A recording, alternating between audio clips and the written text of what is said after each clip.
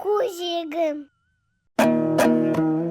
Құмырсқа мен шегіртке.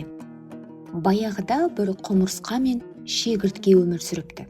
Құмырсқа күнде дем алмай еңбек етіпті. Қысқа азық жинап, үңгірінің тесіктерін бітеп, суық аяздарға дайындалыпты. Бір күні ол өлең айтып жүрген шегірткені кездестіріп, оған былай депті: «Әй, досым шегіртке, әнің жақсы екен, бірақ та бұлай жүргенше сен қысқа дайындалмайсың ба? Жаз қысқа, қыс ұзақ». Сонда шегіртке айтады екен: «Ей құмырсқа, сен күні бойы жүрсің беліңді жазбай, жыбыр-жыбыр етіп.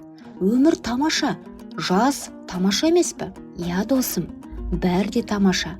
Бірақ қысқа дайындалу керек қой. Үйді бітеп, азық жинау керек қой. Қойшы досым құмырсқа, ертең дайындаламын. Бүгін ерініп тұрмын. Одан да сен менің әнімді тыңда», депті шегіртке. Құмырсқа әнін тыңдамай өз шаруасымен кете беріпті.